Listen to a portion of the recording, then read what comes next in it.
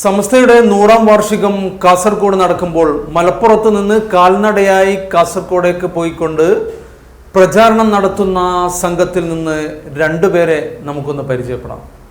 സമസ്തയുടെ 100-ാം വാർഷിക മഹാസമ്മേളനം ഈ വരുന്ന ഫെബ്രുവരി 4 മുതൽ 8 വരെ തീയതികളിലായിട്ട് കാസർഗോഡ് കുനിയയിൽ വെച്ച് വരികയാണ്.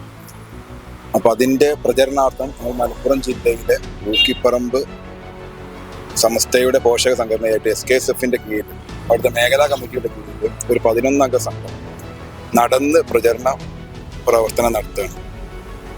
ഞങ്ങൾ 11 പേരുണ്ട് ഞങ്ങളുടെ ടീമിൽ. ഞങ്ങൾ ഓരോരുത്തരായിട്ട് ഇങ്ങനെ ഒരുമിച്ച് തന്നെയാണ് യാത്ര ചെയ്യുന്നത്. അപ്പോൾ അതിൻ്റെ പ്രചരണം നടത്താനാണ്. മറ്റുള്ള ലക്ഷ്യങ്ങളൊന്നും ഇതിന് പിന്നിലില്ല. മറ്റു കോലാഹലങ്ങളൊന്നും ഇല്ലാതെ ഞങ്ങൾ നിശബ്ദമായിട്ട് ഈ സന്ദേശം മറ്റുള്ളവരിലേക്ക് എത്തിക്കുക എന്നുള്ള ലക്ഷ്യം പിടിച്ചുകൊണ്ട് നടന്നു നീങ്ങുകയും ആ ലക്ഷ്യസ്ഥാനം കാസർഗോഡ് കുനിയയിലേക്കാണ്. ഇന്നലെ മലപ്പുറത്ത് നിന്നാണ് ഞങ്ങൾ ഇന്നലെ മലപ്പുറം ജില്ലയിലെ പൂക്കിപ്പറമ്പിൽ നിന്നാണ് ഞങ്ങൾക്ക് ആരംഭിച്ചിട്ടുള്ളത്.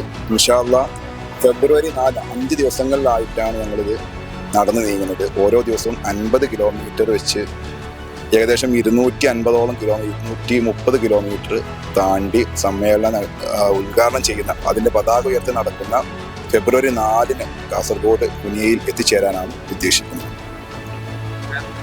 എൻ്റെ പേര് ആത്തിഫ് എന്നാണ്. കിപ്പറമ്പ് മേഖല SKSF-ന്റെ ഒരു ഭാരവാഹി കൂടിയാണ്. സമസ്തയുടെ 100-ാം വാർഷികം കാസർഗോഡ് കുനിയയിൽ വെച്ച് നടക്കുമ്പോൾ ഞങ്ങളുടെ എല്ലാം മനസ്സിൽ ഒരു ആഗ്രഹം ഉണ്ടായിരുന്നു, അങ്ങോട്ട് നടന്നു പോകുക എന്നുള്ളത്. മനുഷ്യനെ മനുഷ്യനായി കണ്ടുകൊണ്ട് ജനാധിപത്യ രാജ്യത്ത് എങ്ങനെ മനുഷ്യന്മാർ കൈകോർത്ത് ജീവിക്കണമെന്നും അവനാൻ്റെ മതമനുസരിച്ച് എങ്ങനെ ജീവിക്കണമെന്നും പഠിപ്പിച്ചു കൊടുക്കാനാണ് സമസ്ത കേരള ജമിയത്തുൽ ഉലമ ലക്ഷ്യപ്പെട്ടത്.